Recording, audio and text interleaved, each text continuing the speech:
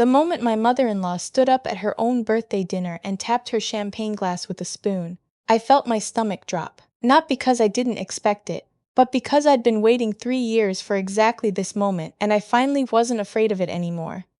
My name is Ivy. Wait, no, let me start over.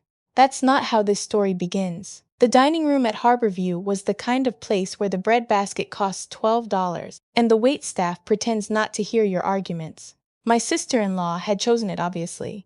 She always chose places like this.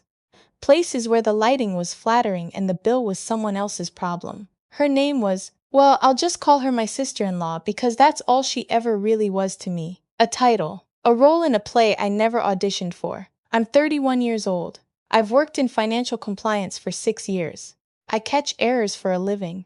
I notice when numbers don't add up, which is probably why I noticed, 18 months into my marriage, that the numbers in our joint account never quite made sense. Small things at first. A transfer here. A Venmo payment I didn't recognize. My husband always had an explanation. His sister needed help with first and last month's rent. His sister's car needed new tires. His sister was launching a small online boutique and needed startup inventory.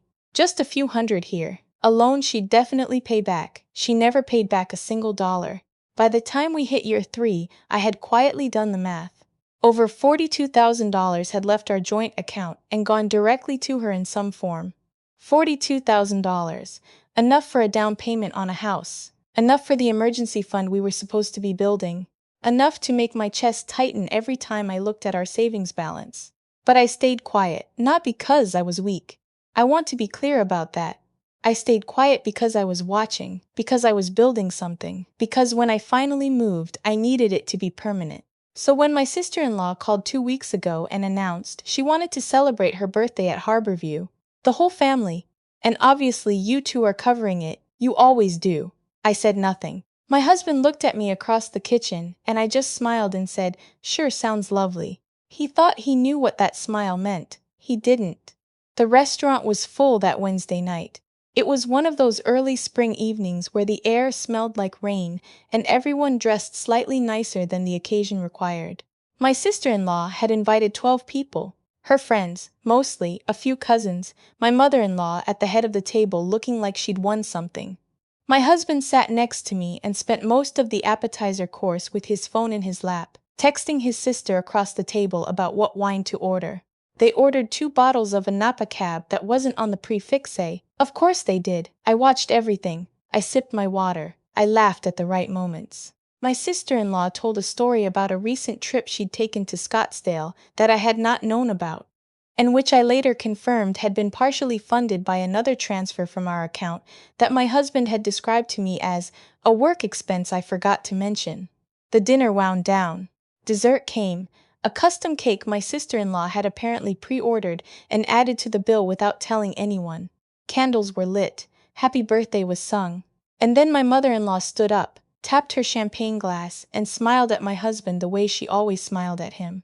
Like he was still 12 years old and still completely hers. "I just want to say," she started, her voice doing that performative trembling thing that meant she was going to cry on purpose. "How grateful I am to have a son who takes care of this family, who makes sure his sister is celebrated, who never lets any of us feel forgotten." Murmurs of agreement around the table. My husband puffed up. He actually puffed up right there, like he'd been waiting all evening for exactly this. He reached over and put his hand on my forearm, not holding my hand, not squeezing my fingers, just resting his hand on my arm the way you rest it on a surface. Like I was furniture. "Of course," he said, looking around the table. "That's what family does." And then he looked at me and gave me the nod. The nod. 3 years of marriage and I knew exactly what it meant. It meant, get out your card. It meant you handle it. It meant, this is your job tonight like it's been your job every night. The check arrived in one of those little black folders. The waiter set it near my husband, who slid it directly to me without opening it. His sister watched this happen. His mother watched this happen. Everyone at that table watched this happen, and not a single person blinked. I opened the folder. The total was $1,840. I looked at it for a moment. Then I reached into my purse. Here is what my husband did not know. 8 days before this dinner, I had sat across from my attorney in her office on the 14th floor of a building downtown and signed paperwork that separated my direct deposit from our joint account entirely. All of my income, my full salary, my quarterly bonus, now routed to an account he had no access to, no knowledge of, and no legal claim to. An account I had opened in my name alone, at a different bank, on a Tuesday afternoon while he was in a meeting. He did not know this because I had not told him. And I had not told him because he would have argued, and because arguing with him had never once changed anything, and because I was finished arguing. What I had left in the joint account was exactly $23.14. I know this because I had checked it that morning. I had also, the week prior, quietly removed my name from 2 of his credit card accounts, where I had been listed as a joint holder. Not as an authorized user, as a joint holder, which meant I had every right to remove myself, which meant I had done so, legally, cleanly, without drama. The card I pulled from my wallet was the new one, the one linked to the new account, the one only I had access to. But I didn't hand it to the waiter. Not yet, because the evening wasn't finished, and I had waited 3 years, and I could wait another 4 minutes. Actually, I said, and my voice came out so calm it surprised even me, why don't you put this one in, sweetheart? I held out the card we'd always used, the joint card. The one linked to the account with 23 14s in it. My husband took it without even looking, handed it to the waiter without looking, kept talking to his cousin about something, I don't even remember what, while the waiter walked away with the card and the folder. My sister-in-law caught my eye across the table. She was smiling. She thought she'd won again. The waiter came back 2 minutes later. He bent down close to my husband's ear, discreet, professional, and said something quietly. My husband frowned, leaned in, asked him to repeat it. Then he sat back and looked at me. There's an issue with the card. Oh, I said. Can you put yours in? That was mine, I said. That's our card. He kept his voice very low, very controlled. Babe, the card isn't working. Do you have another one? Across the table, my sister-in-law had stopped smiling. She was watching now, that specific watching she did when she was trying to figure out if she needed to intervene. My mother-in-law had gone very still. I only brought the one, I said. That's not, you always have a backup. He was trying not to let his voice rise, which meant it was rising. You have the visa. Where's the visa? I canceled that one, I said. Remember? We talked about it. Too many unauthorized charges. The table had gotten quiet in that incremental way where everyone pretends they're not listening while clearly listening to every word. My husband pushed his chair back slightly. Can we just, he started, and then stopped. He turned to the waiter, who had materialized again. Can we try the card one more time? Maybe run it as credit. We did try it twice, sir, the waiter said. It's showing insufficient funds. The words landed in the middle of the table like something dropped from a height. My sister-in-law's chair scraped against the floor. What does that mean? Her voice had gone sharp, that particular sharpness I'd heard her use maybe 40 times in 3 years, always aimed at me. She has money. She makes plenty of money. This is ridiculous, Brianna. My husband said her name like a warning. No, she said, and now she wasn't keeping her voice down at all. I'm not sitting here while your wife plays games in the middle of my birthday dinner. She obviously has another card. She's doing this on purpose. I looked at her then. Directly. Calmly. I had been waiting for this specific moment, not hoping for it, not planning for it, just knowing, in the way you know things after 3 years of watching someone, that this was exactly how she would respond. Not with embarrassment, with aggression. Because entitlement doesn't fold, it attacks. I'm not playing games, I said. I simply don't have access to those funds anymore. Her eyes narrowed. What does that mean? I turned to my husband. Do you want to explain it? Or should I? He was looking at me the way he'd looked at me exactly once before. When I'd finally, after 14 months, shown him the spreadsheet. The one I'd built quietly, one transaction at a time, documenting every transfer, every Venmo, every cash withdrawal that had gone to his sister. He'd looked at me then like he was seeing someone he didn't recognize. He was looking at me that way again now. Explain what? He said, but his voice was very small. The overdraft, I said simply. The one from last month, when the account hit 0. He went pale. My mother-in-law made a small sound. My sister-in-law turned to her brother. Ethan, she started, then caught herself because that wasn't his name. She caught herself because things were unraveling and she didn't know how to stop it. I picked up my water glass, took a small sip, set it down. It's all right, I said to the table at large, in the even tone I used in meetings when someone had made a significant error, and I needed them to understand it without panicking. I can take care of this. I reached into my purse, took out my phone, opened my banking app, and then I did something I had rehearsed exactly twice. Once in my car on the way to work, once in the bathroom that morning. I called my financial advisor. His name was Terrence. He'd been my financial advisor since I was 26, meaning he was mine, not ours, because in 3 years my husband had never once asked to be included in those conversations. Terrence picked up on the second ring. Hey, I said, using the same calm voice I'd been using all evening, can you confirm the transfer we discussed? The full amount to the individual account. Done this afternoon, Terrence said. His voice was clear enough that the people closest to me could hear it. You're all set. Sole account, fully funded, documentation sent to your email. Perfect, I said. Thank you. I ended the call. My sister-in-law was very quiet now. That was how I knew she understood something had shifted. When she went quiet, it meant she was recalibrating. My husband leaned toward me.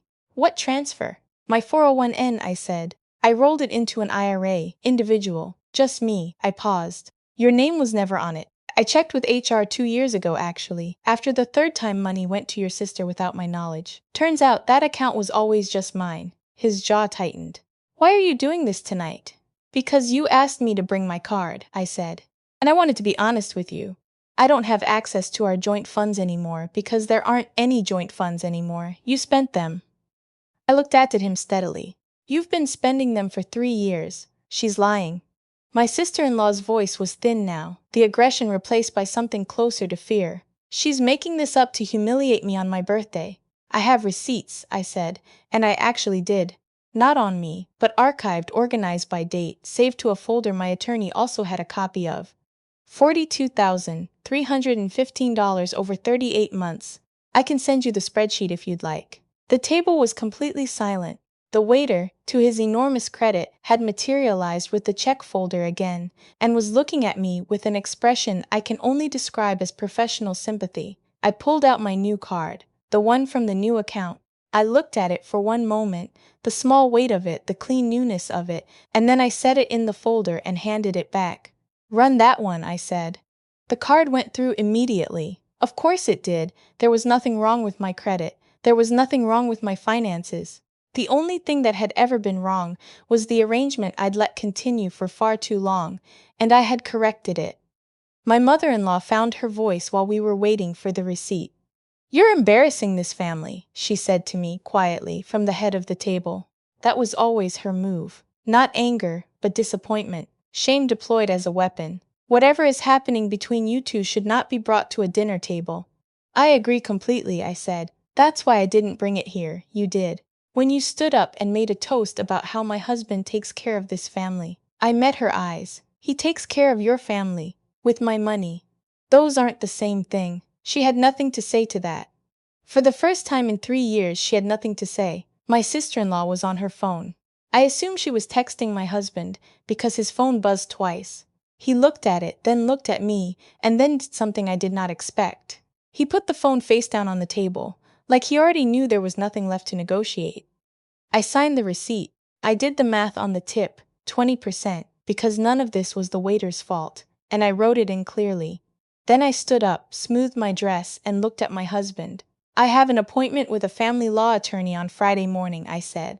I've already had her review our assets. Since the joint account is empty and the savings were spent without my consent, the division is fairly straightforward. I picked up my purse. I'll be staying with my sister until we work out the logistics. He stood up too. You can't just this isn't, Mel. We can talk about this. There's more going on than you understand. My name is Mel. I probably should have said that earlier. I understand everything, I said. That's the problem. My sister-in-law stood. You are ruining my birthday. I looked at her one last time. I had thought about this moment, what I would feel. I had expected anger. What I actually felt was something much quieter. Like putting down something heavy you'd been carrying so long you forgot it wasn't yours to carry. Your brother ruined your birthday, I said, by building a life on someone else's salary and assuming she'd never stop paying for it. I stepped back from my chair. I hoped the dinner was worth it. I walked to the exit. The room was very still. I didn't look back, not because I was trying to be dramatic. I genuinely didn't need to. I knew exactly what was behind me. 3 years of a bad deal dressed up as a marriage. A table full of people who had mistaken my patience for permission. Outside, the air was cool and smelled like rain. I stood on the sidewalk for a moment, my purse over my shoulder, my new card in my wallet, my phone with Terrence's number and my attorney's number and my sister's text, asking if I needed her to come get me. I typed back, "I'm good, actually good. I'll explain everything over the phone." I started walking toward the parking garage, heels on the wet pavement, thinking about the apartment I'd already looked at twice. Thinking about the direct deposit hitting my account on Friday. My account, clean and mine, nothing leaving it that I hadn't approved. 3 years. $42,000. One birthday dinner. And for the first time in longer than I could remember, every dollar in my life was exactly where I had put it.